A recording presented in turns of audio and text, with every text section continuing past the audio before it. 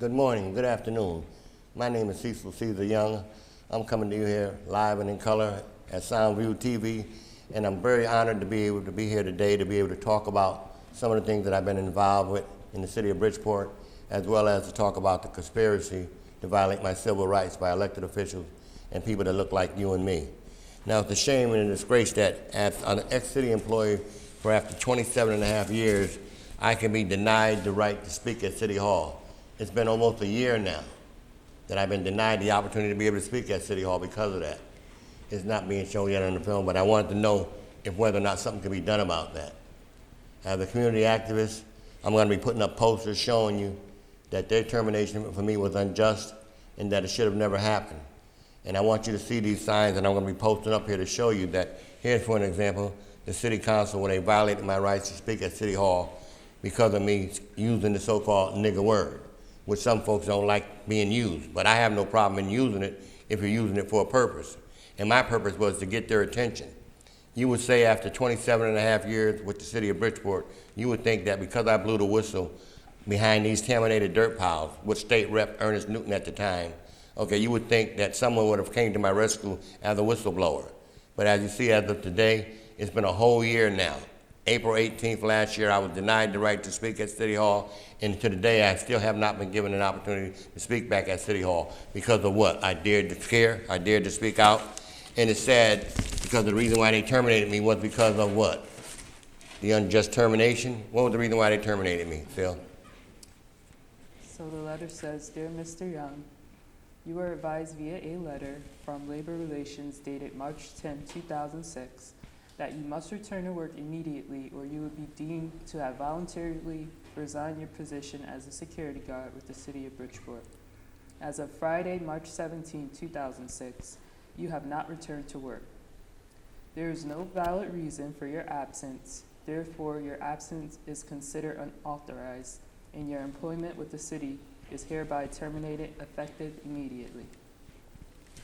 And it's sad because you have evidence now showing that even though you just read that letter from the city of Bridgeport with city letterhead, it will show you clearly that on March 6, 2016, I came to work, okay? And I gave them a doctor's note indicating that I was going for a colon exam on the 17th. What troubles me is that Dr. Evans' secretary, who was my supervisor at the time, wrote and made it very clear that Mr. Young would be coming in for about an hour and a half and he would be leaving at an hour and a half later because he planned to get married today at 12 o'clock. I did get married at 12 o'clock, and here is the young lady that I got married to at the time after being with her for 30 years. Her name at the time was Patricia Nichols. It became Patricia Young.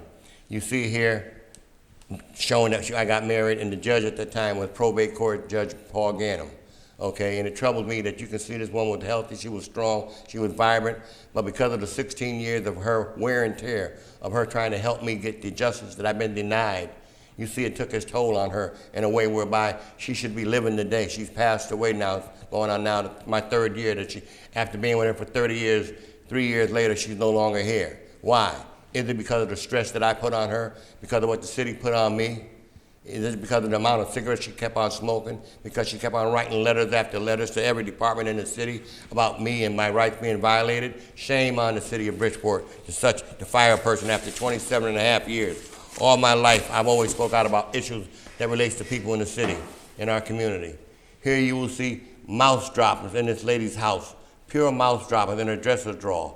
Okay, you will see maintenance guys from the housing authority washing the human waste off of their foots in the basement, because when they go into the basements to release the pressure on the backup and the clog ups in the apartments, the sewage goes into the basement and ends up onto the floor. And it's sad because when it goes onto the floor, it ends up going into people's houses because they got to come back to see that the job was done properly in order to make sure that they won't have to come back again. And what troubles me is that you look at this. Here is what they use to contain the sewage. Trash hole garbage cans. They unlatch raw sewage, raw all kind of stuff out of people's basements, out of their apartments. All of that backs up into a 12-unit apartment building when they get a clog, and it goes into the basement floor. Those are regular home household trash cans that are overflowing with sewage onto the basement floor, roaches and mice. You wonder why did they increase? Look at all the mouse droppers in that lady's drawer in her house. Look at all the mouse droppers on top of her dresser. Okay, this is the result of the sewage when it backs up into the apartment. This is the sinks of many of the people, okay, who, when this backup occurs, it causes it to go up into people's apartment and it goes into the sink. Look at these maintenance guys with water hoses, washing the sewage off of their feet, okay, because they're dealing with raw sewage. Now, they don't clean that stuff up the way they're supposed to. We know they don't. Yet and still we wonder, why come our kids come down with the kind of diseases and the kind of problems they oftentimes end up with? It also troubles me as well. One morning, I happened to boil some water, run some water out of my kitchen sink. Okay, and here, look at this here. This is from the East End sewage plant. So for now on in the future, if you ever decide to want to drink water out of your water tap, run the water first in a clear glass to see if it's been treated properly. You see in this case here, if I did not catch that, if I was not familiarized with what that was, which is recycled human waste, recycled all kinds of stuff that they throw into the sewage plants, and their recycling is supposed to be clear when it comes out of the faucet. A lot of times it's not clear, but we wash our faces with it. I remember one of the talk show hosts saying something to that effect, that wash your face one time, don't wash it twice, because he didn't want to say the reason why. I guess so, because you look at the amount of chemicals they have to use in order to make that water clear. Like, you know, in the swimming pool, when the algae falls into the swimming pool and it gets all green, they use the same kind of method when they treat the water that we drink out of our faucets. Shame on the city of Bridgeport. And again, I said before, there's no reason why I should have been terminated. I read to you, and on part one, you will see in part one where Cecil wrote a letter showing that the labor board ruled against me, saying that my doctor's note was literally strips of paper. They call it strips of paper. This is what these state labor board commissioners said. Albert Murphy, Mike Cohad, they said that, ruled against me. After 27 and a half years, never had an attendance problem, never had a problem with the city of Bridgeport in terms of my relationship, in terms of my job. But yet and still, because I blew the whistle, because of the terminated dirt pile, they terminated me. Then add insult to injury, they said my doctor's note was literally scraps of paper. And they said that my doctor was not really treating me. Look at what the doctor says there. He says very clearly right there, what did he say? That he'd been treating me for how long? This is my doctor, Dr. Albert Walters. Treating you for several years due to stress-related systems. But yet and still, you got the labor board responding to this matter by ignoring the fact that this did happen. Okay, that this did not happen. And what makes it so sad, I ended up hiring an attorney called John Williams. And it troubles me because Attorney John Williams, okay, after paying him $10,000, I paid him $5,000 the first time. Okay, they handled the case in Golden Hill Street courthouse. And you see here, all of these different times I've contacted him, trying to get him to respond to the court, okay, when it came time for the appeal with the appellate court in Hartford. In the Superior Court in Bridgeport, the assistant city attorney told the judge, even if she wanted to rule in my favor, that would not work, because they have the last word, meaning the labor board. They do not have the last word when they commit public trust, when they violate the law. They violated the law when they actually went in favor of the city, when they knew good and well there was overwhelming evidence that it was clearly that I did come to work, even though the letter said, because you have not came to work, we terminated you as such. And that was an outright lie. And it troubles me again, because this is not the first time. This is the other time when I wrote the other letter to him, telling him, why can't I get no justice? And I'm saying to the appellate court, would you read the two strips here from the appellate court judge? Because my attorney kept telling me that he would come to court and that he would represent me as if he represented himself when I first met Attorney John Williams from New Haven. Okay, I gave him $5,000 in the beginning, according to Attorney John Williams, and he said he would represent me as he represented himself personally. He never showed up in court, not one time. I gave him $5,000 from my credit union, a $5,000 money order, the first time. He ended up sending some lady to the courthouse some year or two later that I never met. She went before the judge. Judge Richard, who happened to be a black judge, says to my attorney, who was representing Attorney John Williams, that, is this all you got? Meaning, this is all you got? What more do you need? You got a time card showing I was at work. You got a check stub showing I got paid for coming to work. You got a letter from the city of Bridgeport saying I was terminated for not coming to work. So how do you recognize the fact that I should be terminated? And to have the Supreme Court judges who were appointed by the governor to sit in positions of authority to violate the public trust by ignoring the evidence of my attorney, which clearly showed that I should have never been fired. And that's what troubles me. Now, would you please read one of the exhibits of the response from the judges? The reason why I believe the appellate court threw the case out of court was because I gave John Williams another $5,000 to appeal the court in Superior Appellate Court. He never showed up there either. And he told me, what did he tell me in a couple of the above? I'm very disappointed. I have pointed out to you a few times how the city attorney lied in his brief. I also pointed out to you in the court transcript how the city attorney told Judge Richards she had no authority to overturn the decision and rule in my favor, and the judge agreed with the city attorney, which was also biased. I begged you many times in writing and by email about this, and I asked you to file a reply brief. You said you would not reply to the city's brief that was due on April 9, 2013, because you will argue this in court. Why is it that my case will not be orally argued or heard? Can you send me a copy when you were notified of this? If the ruling is against me, will you appeal the decision at no cost to me, since I did not honor my many requests to response to the city's brief? Isn't that sad that I had to actually write my attorney several times telling him to respond to the appellate court? So the appellate court judge apparently felt like if your attorney does not want to take the time to represent you as you're supposed to represent you, therefore we're going to rule against you. And basically that's what they did. Here's what they said. Number 2, exhibit number 2. Good afternoon, Attorney Williams. Looking online, I found that court date for NAGE versus City of Bridgeport appeal case is scheduled for October 11, 2013. Can you please let me know what time I would like to be present? Also, I am faxing over a little note indicating how Judge Richards showed her bias as she agreed with the city attorney when he told the judge she does not have the authority to overturn this case and that her role is very limited. She agreed with him before the case was completely presented, and continued to ask twice for me to present more evidence, yet not once asked the city to present more evidence. And a reminder to ask were the evidence of scraps of paper. I presented 3 doctor notes, not scraps of paper. Thanks, John, and have a great day. And on the top part of the exhibit here. His response. The appellated court has ordered that there will not be any oral argument. They have decided to rule on your case just on the basis of the briefs. And can you believe that? The appellate court judges, those who were sworn under oath to practice the law to the fullest ability, to the best of their abilities, they gave an oath to say that they would do the right thing. And in my case, you could see here in black and white that they violated the public trust. And I'm saying to the appellate court judges, don't punish me for what my attorney John Williams did not do for me. I paid him $10,000 to represent me. I was a union employee with the city of Bridgeport for 27 and a half years, and to be terminated just like if I was never existed.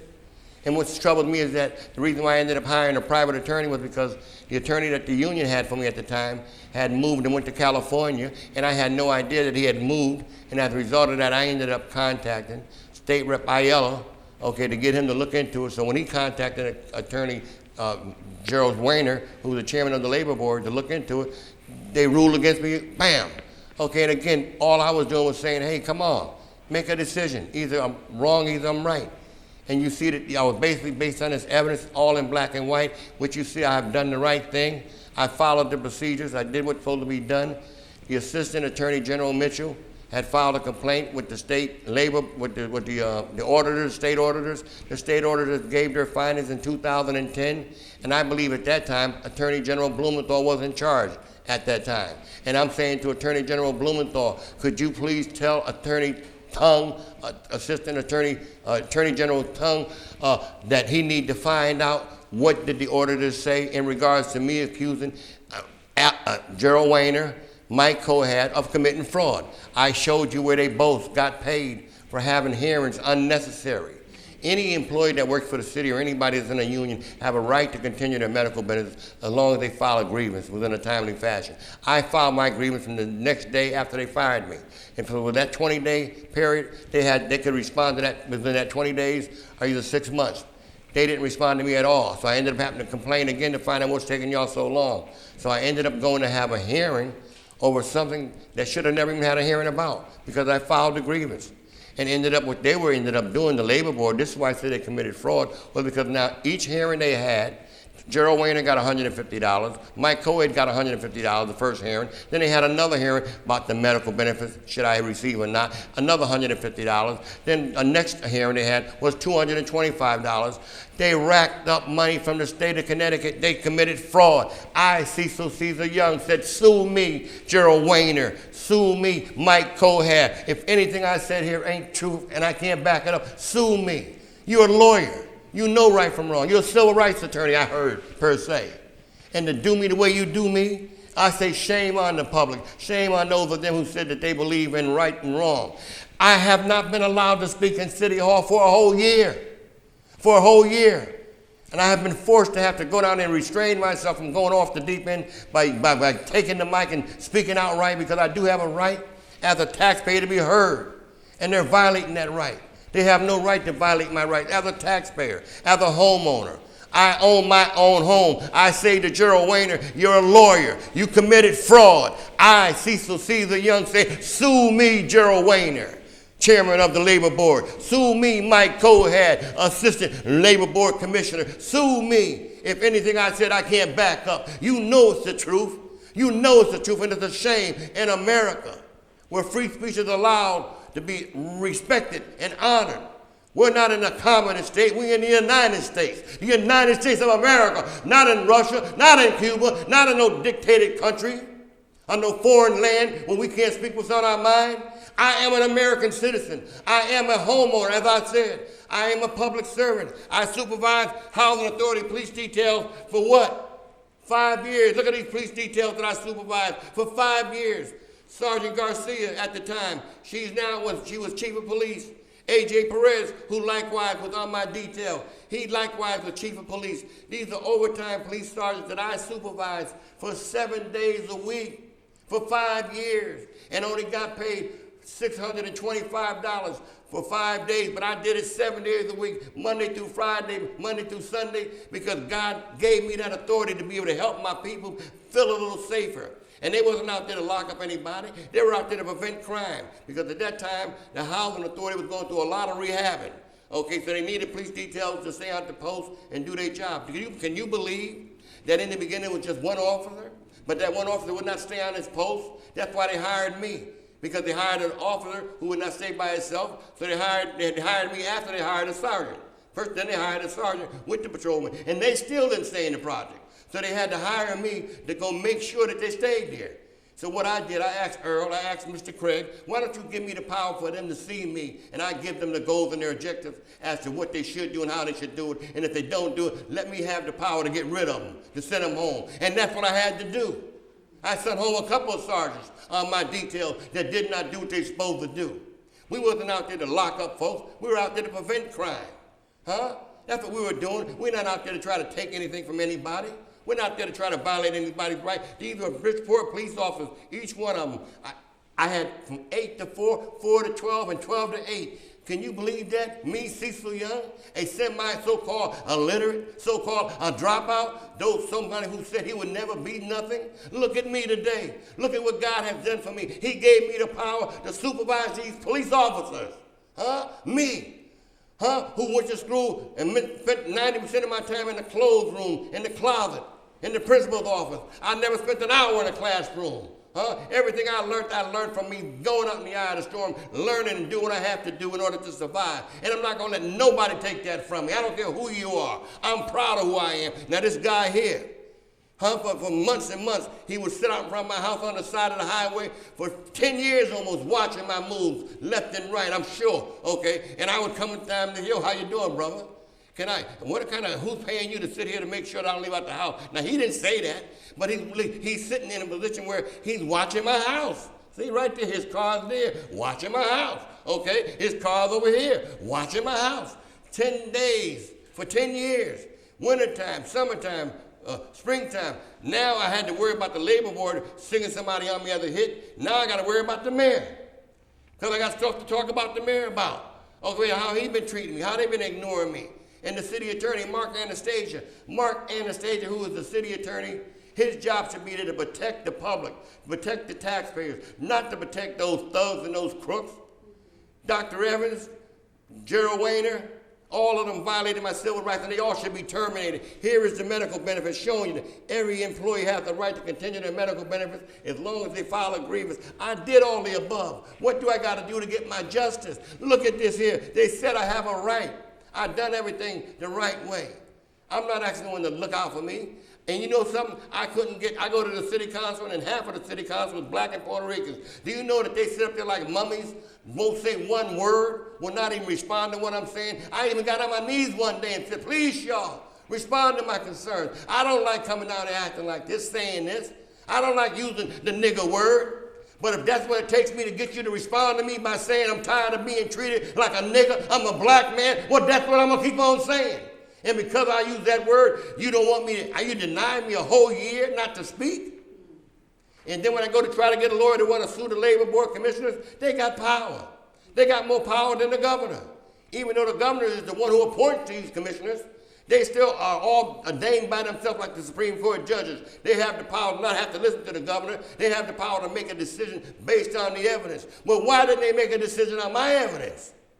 Why? Because they were in bed with Mike Cohad. They were in bed with Gerald Weiner. How in the world could the judges who were appointed by the public, but remember, those judges were appointed by elected officials, appointed officials.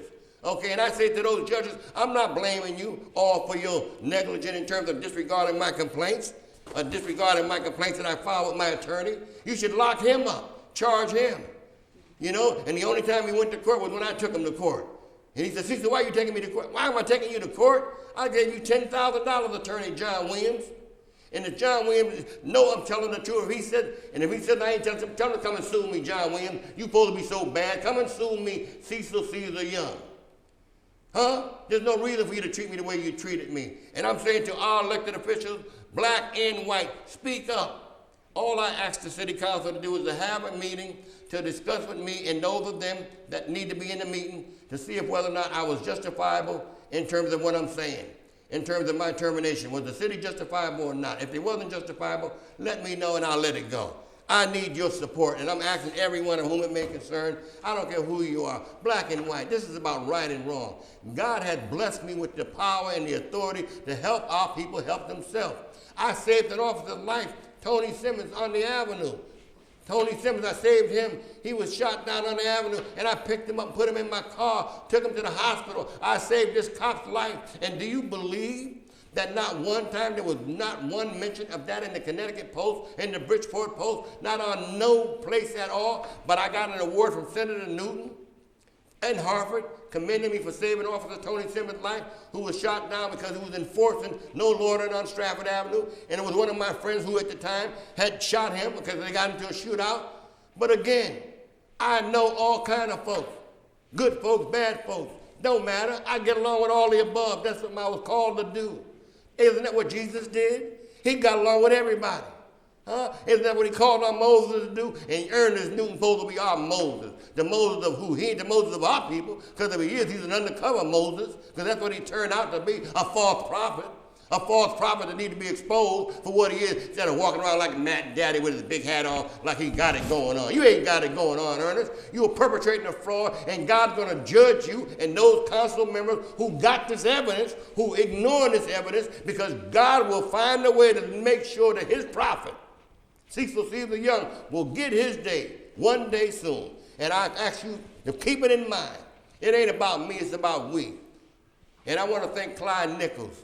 Clyde Nichols is the only one who spoke out about me and my First Amendment rights being violated. Ernest Newton, George Cruz, who asked Ernest Newton to support me when he got elected, and he supported me by saying, look into it. But then when they came back with the letter saying that, I'm a disgruntled employee, well, I gave Ernest all the evidence I gave you. I gave the city council all this evidence. They all got it in black and white. I spent thousands of dollars giving them this information. We contacted every agency in the city and in the state, and all we can get is no response. And then we get from the Attorney General, we can't find your files. We can't find your files. What mean you can't find them? Find the file that the state auditor gave to the Attorney General Blumenthal at the time when he was the Attorney General. Blumenthal, you like making sure that right be made wrong, wrong be made right. Make this wrong right.